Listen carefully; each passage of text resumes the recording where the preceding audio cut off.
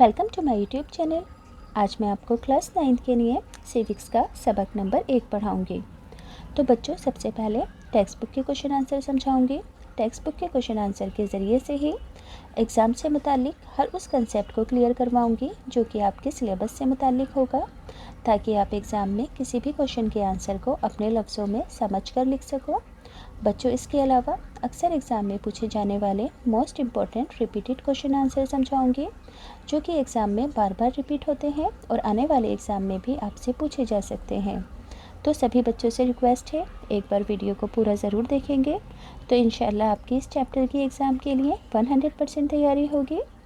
इसके अलावा बाकी के सभी चैप्टर्स आपको चैनल की प्लेलिस्ट में मिल जाएंगे, आप वहां से जाकर देख सकते हो। तो पढ़ना स्टार्ट करते हैं। सबक नंबर 1, असरी दुनिया में जमहूरियत। तो हम इस चैप्टर में क्या पढ़ेंगे, पहले ये जानना ज़रूरी है। तो इस चैप्टर के अंदर दुनिया के अलग अलग मुल्कों के बारे में पढ़ाया जाएगा कि उन्होंने किस तरह से जदोजहद करके आज़ादी हासिल की और फिर किस तरह से अपने देश में जमहूरियत को लागू किया, यानी कि जमहूरियत को अपनाया। समझ में आया कि इस चैप्टर में क्या बताया गया है। दुनिया के अलग अलग देशों के बारे में बताया गया है कि उन्होंने किस तरह से पहले आज़ादी हासिल की, किस तरह से उन्होंने तानाशाहों को ख़त्म करके अपने देश के अंदर जमहूरियत को लागू किया। तो बच्चों, जमहूरियत क्या होती है ये भी जानना निहायत ज़रूरी है कि जमहूरियत डेमोक्रेसी यानी कि लोकतंत्र क्या है। तो बच्चों, जमहूरियत का मतलब है कि जनता के ज़रिए चुने गए नेताओं के ज़रिए शासन होना। समझ में आया कि जमहूरियत के अंदर जनता के ज़रिए वोट किए जाते हैं, फिर उसके बाद जिसको भी सबसे ज़्यादा वोट हासिल होते हैं उसके हाथों में शासन की बागडोर दे दी जाती है। तो यही जमहूरियत कहलाती है, यानी कि इसके अंदर नेता वगैरह जितने भी काम करते हैं वो जनता की मर्ज़ी के मुताबिक जनता के हितों को ध्यान में रख कर काम करते हैं। अपनी मर्ज़ी से उनके ऊपर कोई भी अधिकार या कोई भी बात नहीं थोपते हैं, यानी कि यहाँ पर सभी को जमहूरियत में बराबरी का हक दिया जाता है, किसी के ऊपर भी जुल्म नहीं किया जाता है, सभी को बराबर समझा जाता है। जैसे कि बादशाहत के अंदर सिर्फ राजा की ही चलती है, तो जमहूरियत के अंदर जनता का बोलबाला होता है। जनता अपनी मर्ज़ी के नेता को चुनकर अपने देश की बागडोर उनके हाथों में देती है, जिसे वो पसंद करती है, जिसके काम से वो मुतमईन होती है। तो पहले टेक्स्ट बुक के क्वेश्चन आंसर समझेंगे। सवाल नंबर 1 है कि मंदरजा झेल में से कौन सा बयान जमहूरियत की तोसी में रुकावट बनता है।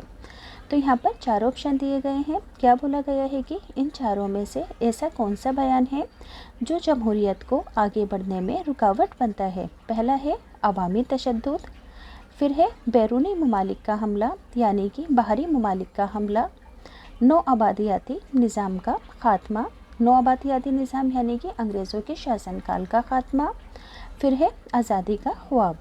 तो बच्चों, बैरूनी ममालिक का जो हमला है वही जमहूरियत को आगे बढ़ने में रुकावट बनेगा, क्योंकि अगर बाहरी मुल्क हमारे देश पर हमला कर लेंगे तो हमारे देश की आज़ादी ख़त्म हो जाएगी। आज़ादी ख़त्म हो जाएगी तो जमहूरियत तो किसी भी मायने के अंदर हमारे लिए हितकारी नहीं रहेगी। इसलिए बैरूनी ममालिक का हमला यानी कि बाहरी मुल्कों का हमला जमहूरियत की तोसी में सबसे बड़ी रुकावट है। अगला सवाल है, जदीद दुनिया यानी कि आज के दौर के बारे में मंदरजा झेल में से कौन सा बयान सही है। सही वाले बयान को चूज़ करना है। पहला, बादशाहत ख़त्म हो गई है, ममालिक के दरमियान नुमाइंदगी ज़्यादा जमहूरी हो गई है, सभी ममालिक रहनुमा अवाम के ज़रिए मुंतखब हो रहे हैं, यह दुनिया में अब तानाशाह नहीं है। तो देखो बच्चों, बादशाहत तो अभी भी है अरब कंट्रीज़ के अंदर, तानाशाह अभी भी हैं क्योंकि बादशाहत है। और अगर बादशाहत है तो ज़्यादातर ममालिक अवाम के ज़रिए तो नहीं मुंतखब हो रहे हैं वहाँ के रहनुमा, क्योंकि बादशाहत अभी भी लागू है। तो इसी वजह से मुल्क के दरमियान ममालिक के दरमियान नुमाइंदगी ज़्यादा जमहूरी हो गई है, यानी कि अब आज के दौर में ज़्यादातर मुल्कों के अंदर नुमाइंदगी यानी कि चुनाव जो है वो ज़्यादा जमहूरी हो गए हैं, यानी कि जमहूरियत को अब ज़्यादा बढ़ावा मिल रहा है हर मुल्क के अंदर। तो इनमें से कौन सा बयान सही है, बी वाला बयान सही है। अगला सवाल है, ध्यान से सुनेंगे, जुमले को पूरा करना है। जुमला क्या है, बैनुल कवामी यानी कि इंटरनेशनल लेवल पर, अंतर्राष्ट्रीय लेवल पर तंजीमों में जमहूरियत की शर्त ये है कि अमीर मुल्क का बोलबाला ज़्यादा है, फौजी ताकत के मुताबिक ममालिक के असरात हैं। आबादी के तनासब में ममालिक को अहमियत दी गई है। दुनिया के सभी ममालिक के साथ यकसा बर्ताव किया जाए। तो इस सेंटेंस के अकॉर्डिंग की बैनुल अवामी तंजीमों में जमहूरियत की शर्त क्या है कि यहाँ पर दुनिया के सभी ममालिक के साथ एक जैसा यानी कि यकसा बर्ताव किया जाए। अगला सवाल है, ध्यान से सुनेंगे कि इस सबक में दी गई जानकारी की बुनियाद पर मंदरजा झेल ममालिक और इनमें जमहूरियत के ज़रिए उठाए गए कौन कौन से कदम हैं, यानी कि यहाँ पर ममालिक दिए गए हैं और इन ममालिक ने जमहूरियत को हासिल करने के लिए क्या क्या कदम उठाए थे, आपको इन्हें आपस में मैच करना है। तो यहाँ पर मैंने ऑलरेडी मैच किया हुआ है, बस पढ़कर समझा देती हूँ। तो चिली ने जमहूरियत हासिल करने के लिए क्या किया था, अपने देश से तानाशाही का ख़ात्मा किया था वहाँ की अवाम ने। नेपाल ने क्या किया था कि राजा ज्ञानेंद्र को राज़ी किया था अपनी ताकत को छोड़ने के लिए, उन्हें समझाया था कि अब जमहूरियत ही सभी मुल्कों के लिए ज़रूरी है। तो यहाँ पर राजा का अपनी ताकत को तर्क करने के लिए राज़ी होना। पोलैंड ने जमहूरियत हासिल करने के लिए क्या किया था कि एक पार्टी हुकूमत का ख़ात्मा किया था, यानी कि पोलैंड में पहले पूरे ही पोलैंड पर एक ही पार्टी का प्रभुत्व था। तो यहाँ पर इन लोगों ने जदोजहद करके एक पार्टी के प्रभुत्व को हुकूमत का ख़ात्मा किया था।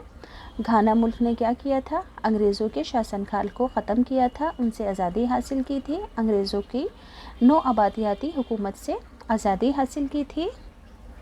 अगले सवाल को ध्यान से सुनेंगे कि गैर जमहूरी मुल्क में आवाम को कौन कौन सी दुश्वारियों को सामना करना पड़ता है, यानी कि क्या बोला गया है कि जिन मुल्कों में जमहूरियत नहीं होती है वहाँ की आवाम को कौन कौन सी परेशानियों को उठाना पड़ता है।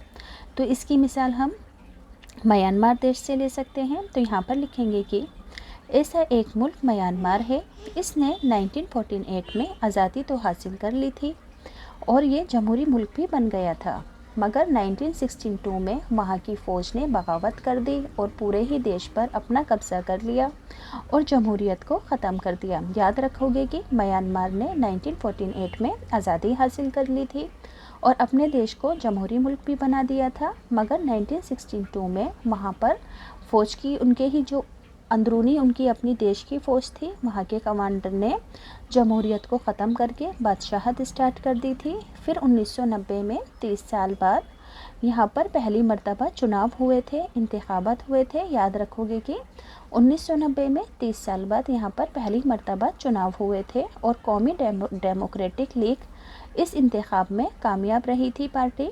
हालांकि वहाँ के फ़ौजी हुक्मरान ने हुकूमत नहीं छोड़ी थी और ना ही इंतखाबात के नताइज को मंजूरी दी थी, यहाँ तक कि इस पार्टी के नेता को उन्होंने नज़रबंद कर लिया था।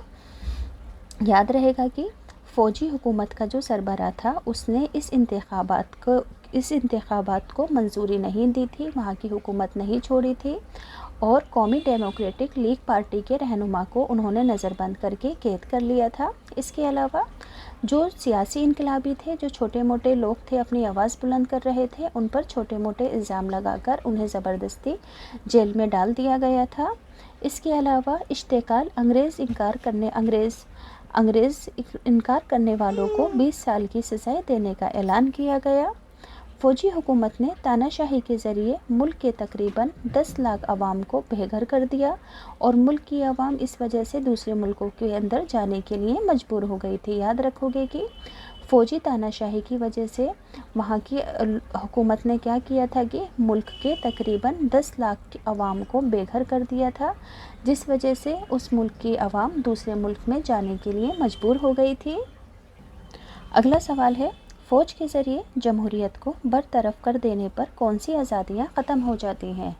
सवाल में क्या पूछा गया है कि जब किसी भी देश की फ़ौजी हुकूमत उसके देश के ऊपर अपना तसल्लुत कायम कर लेती है तो किस तरह से जमहूरियत ख़त्म हो जाती है। तो क्या होता है, वहाँ पर किसी भी किस्म की सियासी सरगर्मी को मंजूरी नहीं दी जाती है, यानी कि पॉलिटिकल पार्टीज़ वगैरह बनाने की मंजूरी नहीं होती है और अगर कोई ऐसा करते हुए पाया जाता है तो फ़ौजी हुकूमत उनको गिरफ़्तार कर लेती है। प्रेस की आज़ादी भी ख़त्म कर दी जाती है, यानी कि अखबार वगैरह की आज़ादी। इसके अलावा किसी भी फ़र्द को किसी भी वक्त बिना वजह बताए गिरफ़्तार भी कर लिया जाता है, क्योंकि फ़ौजी हुकूमत में दलाइल के लिए कोई वजह नहीं होती है, क्योंकि सारी ही मर्ज़ी बादशाह की चलती है, इसलिए कोई भी वजह को नहीं सुना जाता है और बिना वजह बताए ही गिरफ्तार कर लिया जाता है। इसके अलावा तहरीकों यानी कि क्रांतियों पर, जुलूस निकालने पर पाबंदी लगा दी जाती है और जमहूरी रास्ते इस वजह से बंद हो जाते हैं। क्यों पाबंदी लगाई जाती है? ताकि लोग एकजुट ना हो जाएं, कहीं उनकी बादशाहत ख़त्म ना हो जाए, तो इसी वजह से तहरीकें करने पर पाबंदी लगाई जाती है और ताकि जमहूरी रास्ते बंद होते चले जाएं। इसके अलावा सियासी सरगर्मियों के मामूली जुर्म के लिए भी लोगों को जेल भेज दिया जाता है और सख्त सज़ाएं दी जाती हैं, क्योंकि बादशाह नहीं चाहते हैं कि मुल्क में उनके अलावा कोई और सियासी सरगर्मी करे। इसी वजह से लोगों को यहाँ पर सख्त सज़ाएं दी जाती हैं जहाँ पर फ़ौजी हुकूमत होती है। अगला सवाल है, ध्यान से सुनेंगे। अगले सवाल को ध्यान से सुनेंगे कि मंदरजा जेल में से कौन से हालत बैनुल कवामी यानी कि अंतर्राष्ट्रीय सतह पर जमहूरियत के हामी बन सकते हैं। तो पहला है, मेरा मुल्क बैनुल कवामी इदारों को पहले से ज़्यादा रकम देता है, इस वजह से मैं ज़्यादा इज़्ज़त और हकूक़ पाने की ख्वाहिश रखता हूँ। तो आंसर में क्या लिखोगे कि इस फैसले की वजह से ताकतवर मुल्क मेरे मुल्क को दरकिनार नहीं कर सकेंगे और अपने से छोटे और गरीब ममालिक पर अपने फ़ैसले को नहीं थोप सकेंगे। अगला पॉइंट है कि मेरा मुल्क छोटा या गरीब हो सकता है, लेकिन मेरी बात को बाइज़्ज़त सुने जाना ज़रूरी है, क्योंकि ये फ़ैसला मेरे मुल्क के मुफाद को मुतासिर करता है। तो जवाब होगा कि मेरा मुल्क छोटा या गरीब भले ही हो, लेकिन मेरी बात को इज़्ज़त से सुना जाना ज़रूरी है, क्योंकि ये फ़ैसले मुल्क के मुफाद को मुतासिर करते हैं। अगला पॉइंट है कि तरक्की पजीर यानी कि डेवलपिंग कंट्रीज़ यानी कि जो मुल्क अभी तरक्की कर रहे हैं उन्हें तरक्की पजीर कहते हैं, और डेवलप किन्हें कहते हैं? जो तरक्की कर चुके होते हैं। तो तरक्की पजीर ममालिक का बैनुल कवामी ममालिक में ज़्यादा बोलबाला रहेगा। गरीब मुल्क तादाद में ज़्यादा होने की वजह से अपने मफादात की कुर्बानी नहीं दे सकते। तो जवाब में लिखोगे कि सभी को यकसा हकूक़ मिलने चाहिए, क्योंकि यकसा हकूक़ की वजह से ही हम अपने अंतर्राष्ट्रीय लेवल पर एक दूसरों के साथ अच्छे ताल्लुकात बना सकते हैं। तो यहाँ पर लिखोगे कि यकसा हकूक़ और बराबरी की हालत में ही हम तिजारत, बैनुल कवामी मामलात, अक़वाम मुत्तहिदा में शिरकत करके अपने मुल्क के लोगों के वक़ार में बढ़ोतरी कर सकते हैं, जैसे कि बैनुल कवामी सतह की सरगर्मियों में अपने मुल्क का सर ऊंचा उठा सकते हैं।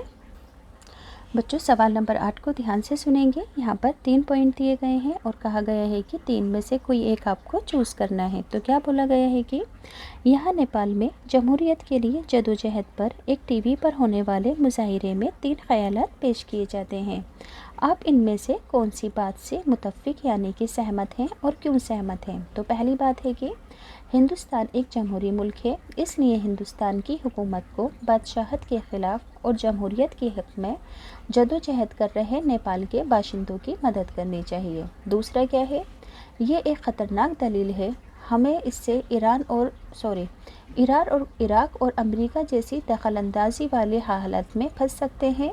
ख़याल रहे कि कोई भी बैरूनी ताकत जमहूरियत की तरक्की नहीं चाहती है। अगर हम दूसरों के मामले में बोलेंगे तो हमारी ख़ुद की जमहूरियत ख़तरे में पड़ जाएगी। इस पॉइंट में ये बात बोली गई है। आगे है, लेकिन हमें किसी मुल्क के अंदरूनी मामलात में दखलंदाजी नहीं करनी चाहिए। जमहूरियत के बारे में ही नहीं, बल्कि हमें तो वहाँ अपने कारोबार की फ़िक्र करनी चाहिए। तो आंसर में आप क्या लिखोगे कि हिंदुस्तान एक जमहूरी मुल्क है, इसलिए नेपाल में जमहूरियत की हिमायत और बादशाहत की मुखालफत में जदोजहद कर रहे लोगों की हमें मदद करनी चाहिए। हिंदुस्तान के द्वारा नेपाल के राजा ज्ञानेंद्र को कहा गया है कि वे नेपाल में जमहूरियत को बहाल करें, क्योंकि ये बादशाहत का आखिरी दौर है, अब बादशाहत नहीं चलती है। इसलिए हिंदुस्तान ने वहाँ के राजा से क्या रिक्वेस्ट करी है कि अब आप अपने मुल्क में भी जमहूरियत को लागू कर दें।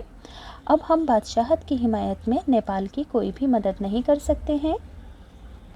हिंदुस्तान या कोई भी मुल्क इस बगावत के नतीजे का अंदाज़ा नहीं लगा सकता है, क्योंकि तशद्दुद के वाक़यात तो हमेशा दायरे से बाहर निकल जाते हैं। इसलिए हमें जमहूरियत के बारे में ही नेपाल के राजा को हिंदुस्तान ने क्या किया था कि जमहूरियत के फ़ायदे के बारे में नेपाल के राजा को समझाया था, वहाँ की जनता ने भी समझाया था। तो नेपाल के राजा ने अपनी हुकूमत तर्क करने के लिए वहाँ के आवाम के ज़ोर की वजह से तैयार हो गया था। जैसे कि मैंने अभी स्टार्टिंग में आपको अलग अलग कंट्रीज़ की जमहूरियत के बारे में बताया था कि उन्होंने किस तरह से हासिल की थी।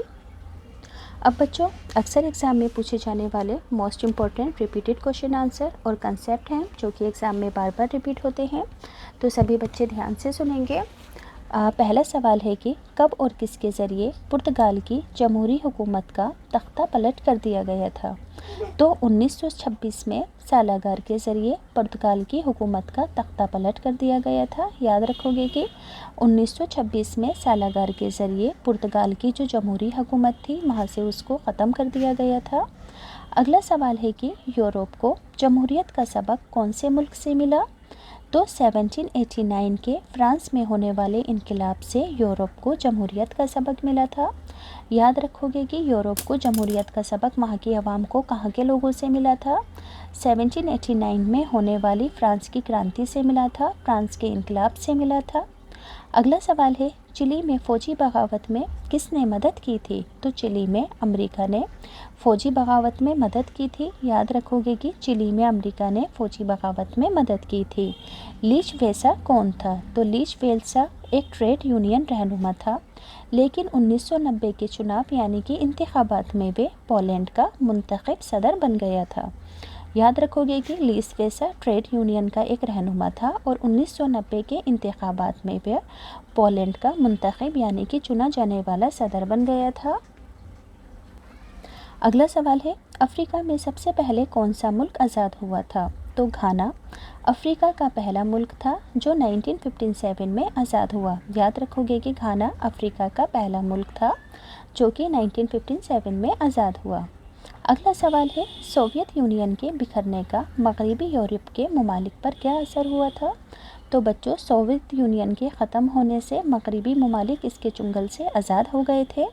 اس شخص کا نام لکھیے جو جمہوریت کے راستے میں بھٹک کر زندگی بھر کے لیے ملک کا صدر منتخب ہو گیا تھا۔ تو نکروما وہ شخص ہیں جو زندگی بھر کے لیے گھانا کا صدر بن گیا تھا۔ یاد رکھو گے کہ نکروما وہ شخص ہیں جو زندگی بھر کے لیے گھانا کا صدر بن گیا تھا۔ امریکہ اور اس کے دوست ممالک نے عراق پر حملہ کیوں کیا تھا؟ تو یہاں پر ہے امریکہ اور اس کے دوست ممالک کا کہنا تھا کہ ان کا عراق پر حملہ کرنا وہاں کے لوگوں کو تاناشاہی سے مکتی دلانا تھا، نجات دلانا تھا تاکہ وہاں پر جمہوریت قائم ہو سکے۔ اگلا سوال ہے کہ چلی میں ستمبر 1973 کے واقعے کو آپ فوج کے ذریعے حکومت کی برطرفی کیسے مان سکتے ہیں؟ بچوں یہاں پر کیا کہا گیا ہے کہ چلی میں کس طرح سے فوجی تاناشاہی حکومت قائم ہو گئی تھی، اس کی کیا وجہ تھی؟ یاد رکھو گے کہ چلی میں کس وجہ سے فوجی تاناشاہی حکومت قائم ہو گئی تھی، اس کی کیا وجہ تھی؟ تو بچوں دیکھو جو چلی کا فوجی تھا، چلی کا ایک فوجی تھا، بڑا کمانڈر سربراہ تھا پیچونیٹ، وہ وہاں پر کیا چاہتا تھا؟ حکومت کی تبدیلی چاہتا تھا۔ تو جو چلی کی حکومت تھی ایلنڈے کے اقتدار میں تھی اور وہ چلی کی حکومت ایلنڈے کے اقتدار سے غیر مطمئن تھی یعنی کہ راضی نہیں تھی، اور یہ مانا جاتا ہے کہ اس نے حکومت تبدیل کرنے کی سرگرمیوں میں معاشی تعاون دیا تھا فوجی کمانڈر نے۔ تو پیچونیٹ ملک کا صدر بنا اور اس نے 17 سال تک ملک کے اندر حکومت کی تھی۔ فوجی افسران مرضی سے حکومت کرنے میں کامیاب رہے تھے اور ان کی حکومت کرنے کی طرز پر کبھی کسی قسم کی دخل اندازی کوئی بھی کسی بھی قسم کی دخل اندازی کر سکتا تھا۔ اس طرح چلی میں فوجی تاناشاہی حکومت قائم ہو گئی تھی۔ کیوں قائم ہو گئی تھی؟ کیونکہ یہ جو پیچونیٹ تھا اس نے 17 سال تک زبردستی دیش پر حکومت کی تھی اور معاشی سرگرمیوں کے ذریعے ہی حکومت کو تبدیل کر دیا تھا، جس وجہ سے چلی کے اندر فوجی تاناشاہی قائم ہو گئی تھی۔ اگلا سوال ہے آپ یہ کیسے ثابت کر سکتے ہیں کہ 19ویں صدی کی جمہوریت کے لیے کی گئی جدوجہد سیاسی مساوی یعنی کہ پیسوں سے ریلیٹڈ، معاشی آزادی اور انصاف پر مبنی تھی؟ شہریوں کے مفادات کیا تھے؟ واضح کرنے ہیں۔ یاد رہے گا کہ یہاں پر آپ سے کہا گیا ہے کہ آپ یہ بات کیسے ثابت کر سکتے ہیں کہ جو 19ویں صدی کے ذریعے جمہوریت حاصل کی گئی تھی وہ جمہوریت سیاسی، معاشی اور آزادی اور انصاف پر مبنی تھی؟ تو جواب میں لکھو گے کہ 19ویں صدی میں جمہوریت کے لیے کی گئی جدوجہد خاص طور پر سیاسی مساوات یعنی کہ سیاسی برابری، آزادی اور انصاف پر مبنی تھی۔ ایک سب سے ایک سب سے اہم مطالبہ کیا تھا کہ ہر شہری کو ووٹ دینے کا تھا۔ تو جمہوریت کو تسلیم کرنے والے یورپ کے بہت سے ممالک نے شروع میں سبھی کو رائے دہندگی یعنی کہ ووٹ دینے کا حق نہیں دیا تھا۔ کچھ ممالک میں صرف جائیداد کے مالک جو ہوتے تھے ان کو ہی ووٹ دینے کا حق دیا گیا تھا، یہاں پر خواتینوں کو بھی یہ حق حاصل نہیں تھا۔ امریکہ میں رہنے والے کالے لوگوں کو 1965 تک ووٹ دینے کا حق حاصل نہیں تھا۔ تو جمہوریت کے لیے جدوجہد کر رہے لوگ بالغ رائے دہندگی کا مطالبہ کر رہے تھے کہ انہیں بھی ووٹ دینے کا حق دیا جائے، اور وہ چاہے مرد ہو یا عورت ہو، امیر ہو یا غریب ہو، کالا ہو، ان سبھی کو ووٹ دینے کا حق دیا جائے، یہی ان کا مطالبہ تھا۔ اسے ہی بالغ رائے دہندگی کہا جاتا ہے۔ سمجھ میں آیا کہ 19ویں صدی کی جو جمہوریت تھی وہ کس پر مبنی تھی؟ برابری پر، سیاسی سرگرمیوں پر، معاشی لین دین پر، کیونکہ یہاں پر سبھی کو ووٹ دینے کا حق حاصل نہیں تھا، اسی وجہ سے ان سبھی لوگوں نے مانگ کی تھی کہ ہمیں بھی ووٹ دینے کا حق دیا جائے۔ اگلا سوال ہے کہ نو آبادیاتی نظام یعنی کہ انگریزوں کے شاسن کال کے خاتمے پر ایک مختصر نوٹ لکھنا ہے۔ تو جواب میں کیا لکھو گے کہ ایسے ممالک کی عوام کو آزادی حاصل کرنے کے لیے جدوجہد کرنی پڑی تھی جن دیشوں کے اوپر انگریزوں نے اپنا تسلط قائم کیا ہوا تھا۔ یہ لوگ نہ صرف ایسی حکومتوں سے آزادی چاہتے تھے بلکہ اپنے رہنماؤں کو بھی منتخب یعنی کہ خود چننا چاہتے تھے۔ ہمارا ملک بھی ان میں سے ایک ملک تھا جہاں کی عوام نے غیر ملکی حکومت سے ملک کو آزاد کرانے کے لیے قومی پیمانے پر بہت بڑی جدوجہد کی تھی۔ ان میں سے بہت سے ملک 1945 میں دوسری عالمی جنگ کے خاتمے کے بعد آزاد ہو گئے تھے۔ ہندوستان نے آزادی 1947 میں حاصل کر لی تھی اور ایک غلام ملک سے اپنے آپ کو جمہوری ملک میں تبدیل کر لیا تھا۔ مغربی افریقہ کے ایک ملک گھانا کو پہلے کے نو آبادیوں کی مثال کے طور پر لیا جا سکتا ہے۔ گھانا پر بھی انگریزوں کا تسلط تھا۔ 1957 میں وہ آزاد ہو گیا اور افریقہ میں آزادی حاصل کرنے والے ممالکوں میں یہ سب سے پہلا ملک تھا۔ یاد رکھو گے کہ افریقہ میں آزادی حاصل کرنے والے ممالکوں میں گھانا سب سے پہلا ملک تھا۔ اس نے افریقہ کے دیگر ممالک کو بھی آزادی حاصل کرنے کے لیے جدوجہد کرنے کے لیے اپریشیٹ کیا تھا۔ کس نے؟ گھانا نے۔ اور اس نے خود نے کب آزادی حاصل کی تھی انگریزوں کے چنگل سے؟ 1957 میں۔ اور ہمارے ملک نے کب کی تھی؟ 1947 میں۔ اگلا سوال ہے کہ اقوام متحدہ کی جنرل اسمبلی کا کیا کام ہے؟ تو بچوں اقوام متحدہ کیا ہے؟ یہ UNO یعنی کہ انٹرنیشنل لیول پر بنی ہوئی ایک ایسی تنظیم ہے جو سبھی دیشوں کو امن و امان قائم رکھنے پر زور دیتا ہے، جنگ کے حالت کی کنڈیشن کو روکنے پر زور دیتا ہے، یعنی کہ کوئی ملک دوسرے ملک پر ظلم نہ کرے، اس بات کا بھی دھیان رکھتا ہے۔ تو اس کو کیا کہتے ہیں؟ اس تنظیم کو اقوام متحدہ کہتے ہیں۔ یہ انٹرنیشنل لیول کی ایک بڑی تنظیم ہے۔ تو یاد رہے گا کہ اقوام متحدہ کی جنرل اسمبلی کا کیا کام ہے؟ تو یہ اقوام متحدہ کے سبھی ممبران سے مل کر تشکیل پاتی ہے۔ جنرل اسمبلی کیسے بنتی ہے؟ اقوام متحدہ کے جتنے بھی ممبر ہوتے ہیں ان سے مل کر جنرل اسمبلی بنتی ہے۔ اس میں تقریباً 200 ممالک شامل ہوتے ہیں۔ مجلس عامہ ایک ایسی مجلس کی طرح ہے۔ یاد رکھو گے کہ مجلس عامہ ایک ایسی مجلس یعنی کہ ایک ایسی سبھا کی طرح ہے جو اقوام متحدہ کی پالیسیوں کو طے کرتی ہے۔ یاد رکھو گے کہ مجلس عامہ کس کی پالیسیوں کو طے کرتی ہے؟ اقوام متحدہ کی پالیسیوں کو طے کرتی ہے۔ یہ مجلس اس کی سیکریٹری اور جنرل کا تقرر کرتی ہے۔ یاد رکھو گے کہ مجلس عامہ سیکریٹری جنرل کا تقرر کرتی ہے، چناؤ کرتی ہے، نئے ممالکوں کو شامل کرتی ہے۔ کون شامل کرتی ہے؟ مجلس عامہ۔ اقوام متحدہ کا بجٹ پاس کرتی ہے۔ یاد رکھو گے کہ مجلس عامہ کیا کرتی ہے؟ اقوام متحدہ کا بجٹ پاس کرتی ہے، پیسہ پاس کرتی ہے، اور سیکیورٹی کونسل کے 10 غیر مستقل ارکان کا انتخاب بھی کرتی ہے۔ یاد رکھو گے کہ سیکیورٹی کونسل کے 10 غیر مستقل ارکان کا ممبرز کا انتخاب بھی کرتی ہے۔ یاد رکھو گے کہ اقوام متحدہ کیا ہے؟ انٹرنیشنل لیول پر بنی ہوئی ایک ایسی تنظیم ہے جو وبھن ملکوں کو جنگ کے خطرات کو روکنے پر زور دیتی ہے تاکہ کوئی ملک کسی دیش پر حملہ نہ کرے یا کسی پر قبضہ نہ کرے۔ इन सभी चीज़ों का ध्यान रखती है कि इंटरनेशनल लेवल पर कौन सा देश क्या काम कर रहा है, अपने देश के लोगों पर जुल्म तो नहीं कर रहा है। इन सभी बातों का ध्यान रखा जाता है और मुल्कों को ये इमदादी यानी कि पैसों से रिलेटेड मदद भी करती है। तो यहाँ पर क्या पूछा गया है कि अक़वाम मुत्तहिदा की जनरल असेंबली का क्या काम होता है। तो क्या काम होता है, बजट को पास करना, सिक्योरिटी काउंसिल के 10 मेंबरों का इंतखाब करना जो कि गैर मुस्तकिल होते हैं। इसके अलावा मजलिस आमा यानी कि ये एक ऐसी मजलिस है जो अक़वाम मुत्तहिदा की पॉलिसियों को तय करती है और सेक्रेटरी जनरल का चुनाव करती है यानी कि तकर्रुर करती है। किसका, सेक्रेटरी जनरल का तकर्रुर करती है। आगे है अक़वाम मुत्तहिदा के सिक्योरिटी काउंसिल के रोल को समझाना है। तो अक़वाम मुत्तहिदा की ये काफ़ी छोटी मजलिस है। कौन, सिक्योरिटी काउंसिल, जो जंग में अमन व अमान के मसाइल और बैनुल-अक़वामी उमूर पर तबादला ख़याल करती है। इसका काम क्या है, जंग के अंदर अमन व अमान को लागू करना, इससे रिलेटेड सभी बातों पर तबादला ख़याल करती है कि जंग के दौरान अमन व अमान को किस तरह से लागू किया जा सकता है। इसके कुल 15 मेंबर होते हैं जिसमें से 5 मुस्तकिल होते हैं और गैर 10 मुस्तकिल मेंबर होते हैं।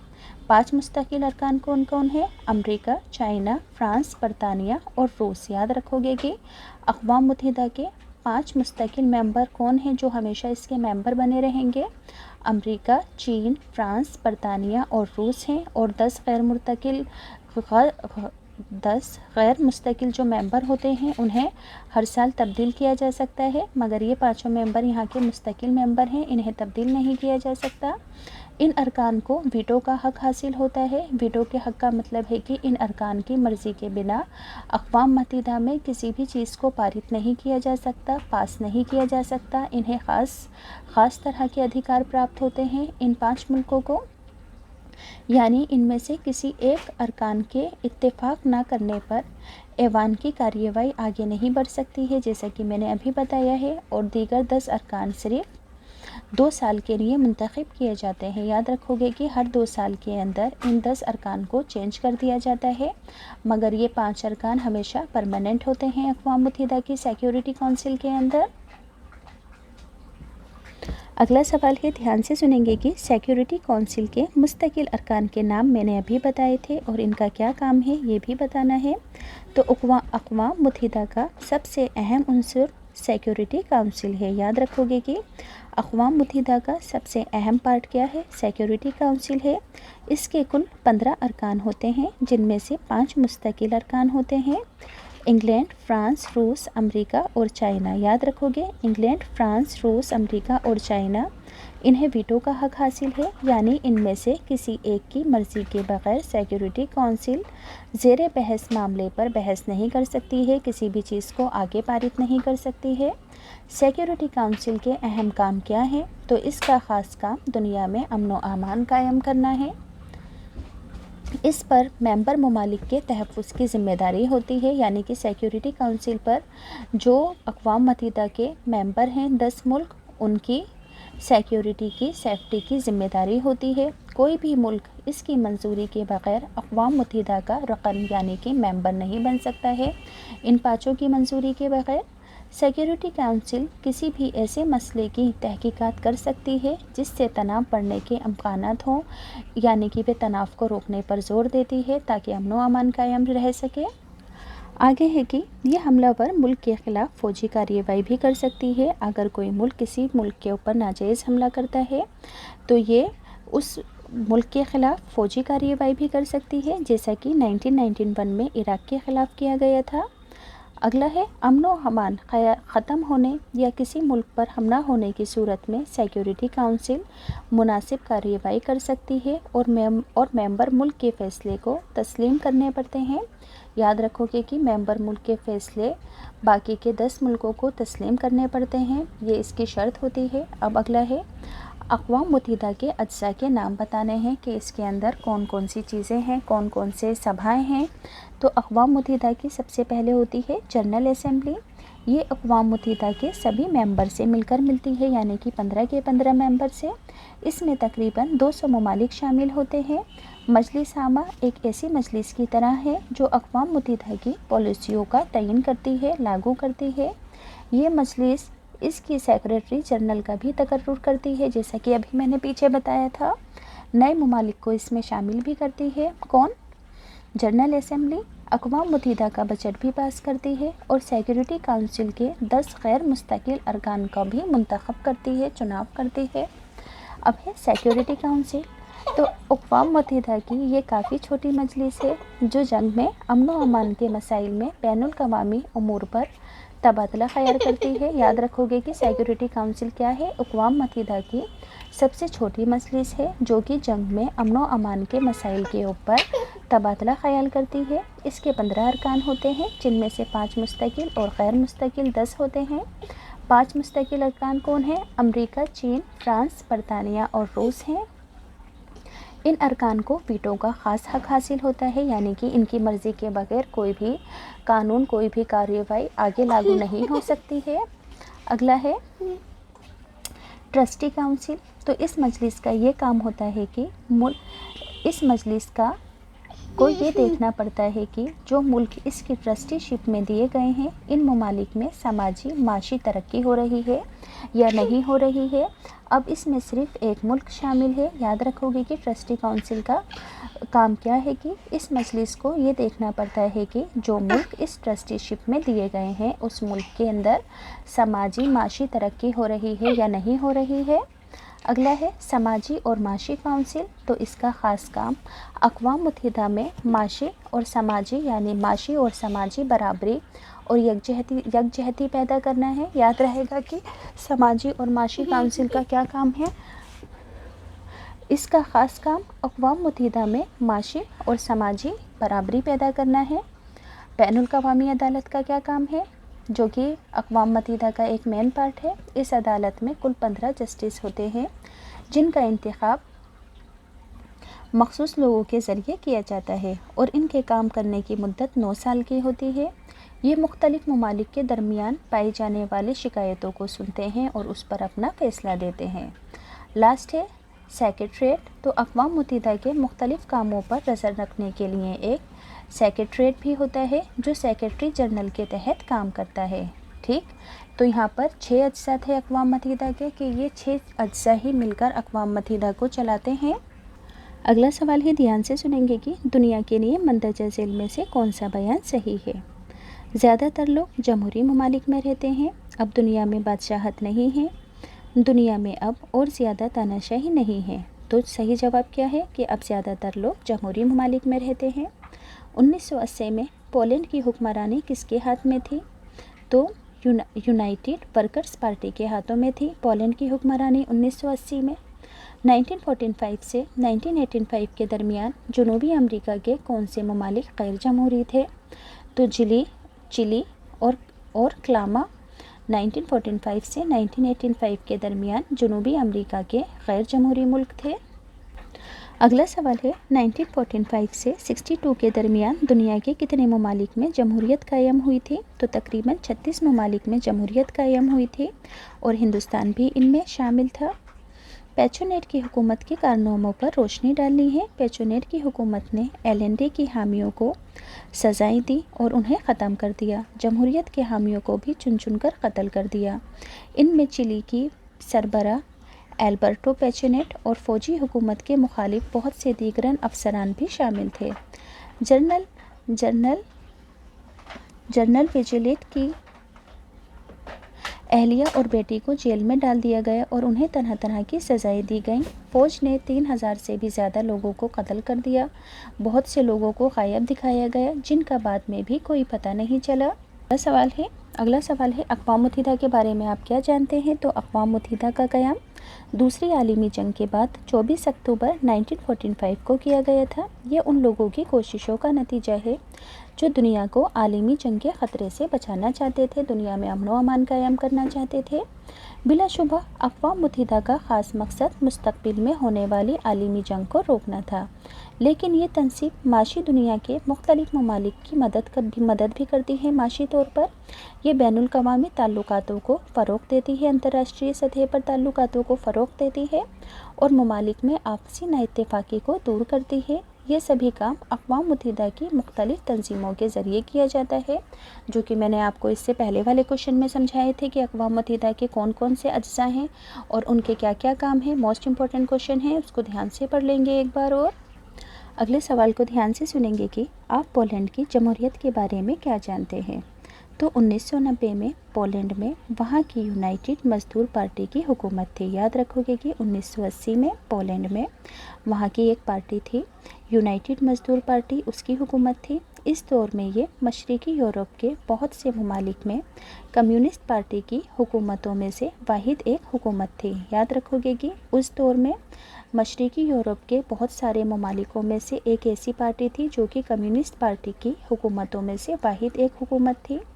ان ممالک میں کسی دیگر پارٹی کو حکومت کرنے کی اجازت نہیں دی گئی تھی، یعنی کہ ایک ہی پارٹی کا پربھوتو تھا۔ عوام کمیونسٹ پارٹی کے رہنما یا حکومت کو اپنے آزاد ووٹ سے منتخب نہیں کر سکتی تھی، یعنی کہ ایک ہی پارٹی لگاتار جیت کر حکومت کر رہی تھی، تاناشاہی کر رہی تھی، لوگوں کو ووٹ دینے کا حق نہیں دیا گیا تھا۔ رہنما یا پارٹی یا حکومت کے خلاف آواز اٹھانے والوں کو جیل میں ڈال دیا گیا تھا۔ پولینڈ کی حکومت کو سوویت یونین کی حکومت کی حمایت حاصل تھی۔ یہ جو سوویت یونین ہے یہ ایک بہت بڑی طاقتور کمیونسٹ حکومت تھی، اور اس کا ساتھ کسے حاصل تھا؟ پولینڈ کی حکومت کو حاصل تھا۔ اس وجہ سے انہوں نے یہاں پر تاناشاہی کر رکھی تھی پاور کی بنا پر۔ ویٹو سے کیا مراد ہے؟ تو سیکیورٹی کونسل اقوام متحدہ کا ایک اہم جز ہے، اجزاء ہے۔ اس کے 15 ارکان ہوتے ہیں، ان میں سے 5 مستقل ارکان اور 10 غیر مستقل ارکان ہوتے ہیں۔ 5 مستقل ارکان کے نام میں نے ابھی بتائے تھے، امریکہ، روس، برطانیہ، فرانس اور چین ہیں۔ ان بڑے اور طاقتور ممالک کو اقوام متحدہ میں کچھ زیادہ اختیارات حاصل ہیں، انہیں ویٹو کا حق بھی حاصل ہے۔ یہ وہ اختیار ہیں جس کے تحت وہ اقوام متحدہ کے کسی بھی فیصلے کو رد کر سکتی ہیں، یہ پانچوں ہی ملک۔ یہ حق ویٹو کا حق کہلاتا ہے۔ ان طاقتور ممالک کے اس اختیار کو دنیا کے باقی ممالک کو اعتراض ہے کہ انہیں خاص اختیار کیوں دیے گئے ہیں اقوام متحدہ کے اندر، باقی کے ممالکوں کو اس بات پر اعتراض ہے۔ اگلا سوال ہے، اقوام متحدہ کے خاص مقصد کیا ہیں؟ اس کا ممبر ہونے سے ہندوستان کو کیا فائدہ پہنچا؟ تو بین الاقوامی سطح پر امن و امان قائم کرنا اقوام متحدہ کا پہلا مقصد ہے، اور جنگ کے خطرے کو کم کرنا، ملک کے درمیان دوستانہ تعلقاتوں کو پیدا کرنا ہی اقوام متحدہ کا مقصد ہے کہ سبھی ملک آپس میں مل جل کر رہیں تاکہ جنگ کے خطرے کو کم کیا جا سکے۔ معاشی، سماجی اور ثقافتی مسائل کو بین الاقوامی تعاون کے ذریعے حل کرنا بھی اقوام متحدہ کا ایک خاص مقصد ہے۔ ان سب مقصد کے حصول کے لیے اقوام متحدہ کو ایک ایسا مرکز بنانا جس کے ذریعے تمام ملکوں اور کاموں میں تال میل پیدا کیا جا سکے، یہ بھی اقوام متحدہ کا مقصد ہے۔ کیا مقصد ہے کہ اقوام متحدہ کو ایک ایسا مرکز بنا لینا جس کے ذریعے تمام ملک آپس میں آسانی کے ساتھ رہ کر، ساتھ مل جل کر کام کاج کر سکیں۔ اب اگلا سوال ہے کہ اقوام متحدہ کا ممبر ہونے سے ہندوستان کو کیا فائدہ ہوا ہے؟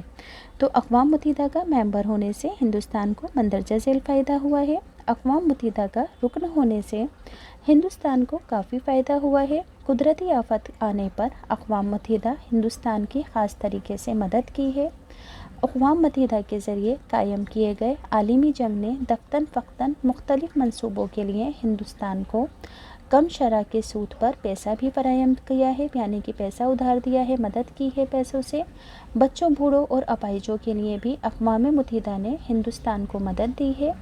سائنس اور زراعت کے شعبے میں بھی ہندوستان کو اقوام متحدہ سے مدد حاصل ہوئی ہے۔